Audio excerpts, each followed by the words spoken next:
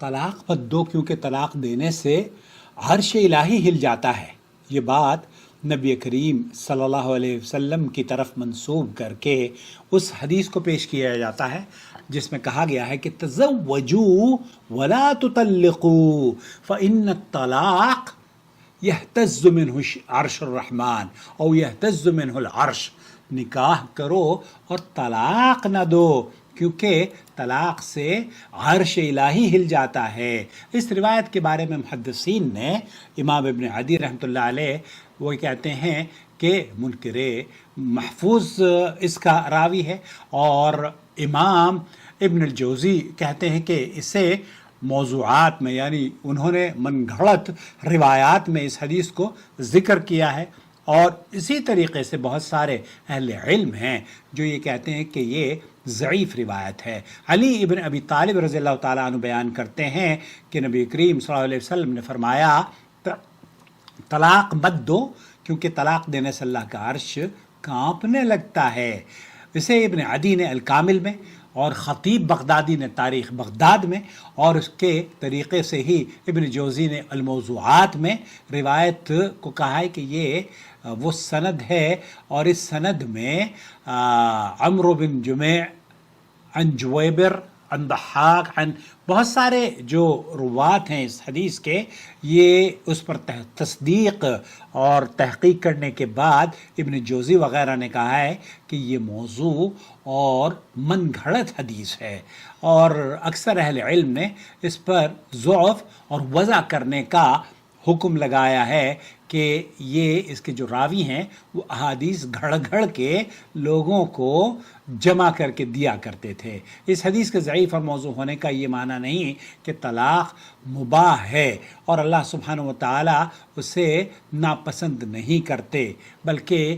طلاق کو ناپسند اور مکروہ کام شیخ الاسلام اور بہت سارے جو لوگ ہیں وہ کہتے ضرور ہیں. شیخ محمد بن صالح العثیمین کہتے ہیں کہ اصل میں طلاق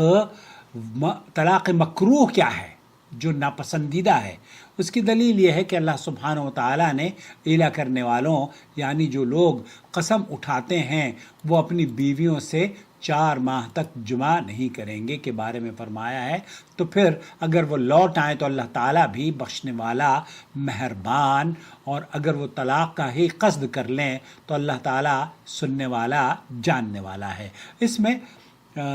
تہدید اور دھمکانا اللہ تعالیٰ کی طرف سے ہے، لیکن رجوع میں اللہ سبحانہ و تعالیٰ کا یہ فرمان ہے. یقیناً اللہ تعالیٰ بخشنے والا اور مہربان ہے. یہ اس کی دلیل ہے کہ اللہ تعالیٰ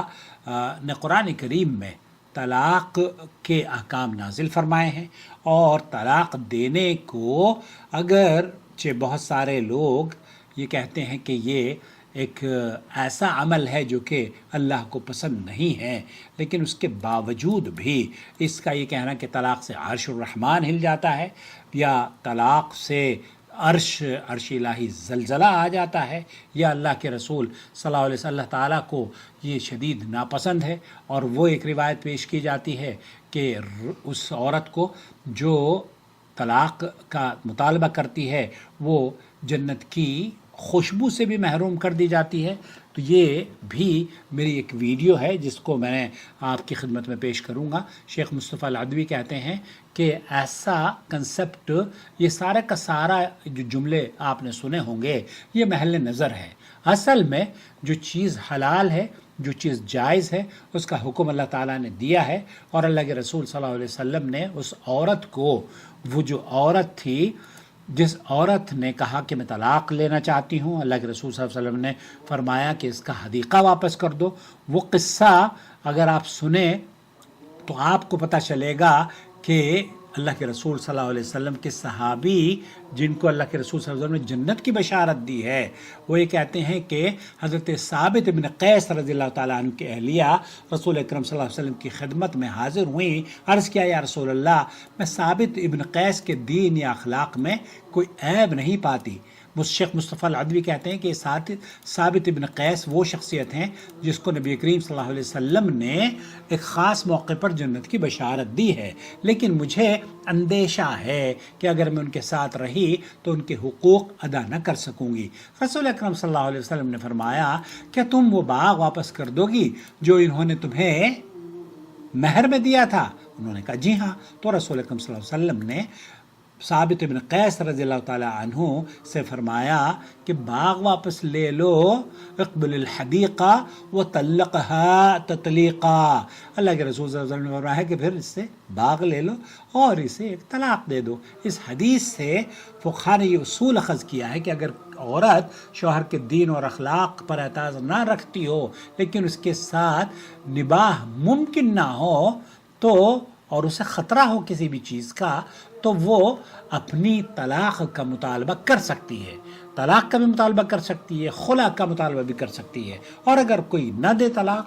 خلا بھی نہ دے، تو بہت سارے ہمارے یہاں انڈیا پاکستان میں ہیں، تو پھر ایسے لوگوں کے لیے کورٹ کے دروازے کھلے ہیں۔ سعودی عرب میں تو کورٹ آسانی سے خلا گرانٹ کر دیتا ہے فسخ نکاح کے طور پر، لیکن اگر انڈیا پاکستان میں بھی ہوتا ہے تو آپ وہاں چلے جائیں، وہ آپ کی مدد کریں گے انشاءاللہ تعالی۔ تو یہ بات کہ عرش الہی ہل جاتا ہے، یہ درست موقف نہیں ہے، اور وہ روایت تو سخت ضعیف ہے بلکہ موضوع اور من گھڑت ہے۔ اللہ سے دعا ہے کہ اللہ تعالیٰ نور ٹی وی چینل کو آپ لوگوں کے لیے قرآن و سنت کو عام کرنے والا بنائے، اور ہم چونکہ للہ فی اللہ آپ کے لیے روزانہ جد و جہد کرتے ہیں، کوشش کرتے ہیں کہ ویڈیوز بنا کر پیش کرتے رہیں، بلکہ میری 5-7 ہزار ویڈیوز جو پرانی ہیں، جو آپ کی آنکھوں سے اوجھل رہی ہیں، وہ میں اب نئی ایک چینل ہے جدہ ٹی وی، اس پر ڈیلی بیسس پر اپلوڈ کر رہا ہوں، تو اس کو جو چینل کو بھی جڑ جائیے، نور ٹی وی اور نور ٹی وی جدہ اس چینل کا نام ہے نا، اس کا نام میں نے رکھا ہے جدہ ٹی وی۔ اس پہ 11-12 ہزار سبسکرائبر ہیں۔ لیٹس جوائن اس، سپورٹ اس، تاکہ ہم اور آپ مل کر اللہ کے دین کی جو نشر وہ ہیں صحیح تعلیمات، انہیں نشر کرتے رہیں، اور جو غلط نظریات ہیں، جھوٹی اور من گھڑت روایات ہیں، وہ قصے اور کہانیاں ہیں، وہ فضائل کی کتابوں میں لکھی ہوئی بے سند باتیں ہیں، جو کہ مولانا زکریہ فضائل اعمال، مولانا اشرف علی صاحب تھانوی اور رشید احمد گنگوہی اور پتہ نہیں کن کن لوگوں نے، بہت ساری کتابیں ان کی اچھی باتیں بھی ہیں، ہم یہ نہیں کہتے، لیکن اگر ان کی کتابوں سے غلط اور شرکیہ اور بدعات کو، خرافات کو نکال دیا جائے تو کیا ہی اچھی بات ہو۔ اسی لیے سعودی عرب نے یہ اہتمام کیا ہے کہ جب بھی کوئی یہاں پر کتاب نشر کی جاتی ہے تو اس کی باقاعدہ طور پر تحقیق ہوتی ہے، اس پر پابندی لگ جاتی ہے اگر وہ صحیح منہج کو بیان نہ کر رہی ہو۔ آپ اپنا موقف ضرور ہم سے شیئر کریں، رائے سے نوازیں، اور اس ویڈیو کو لائک اور شیئر ضرور کریں۔ شکریہ آپ کا۔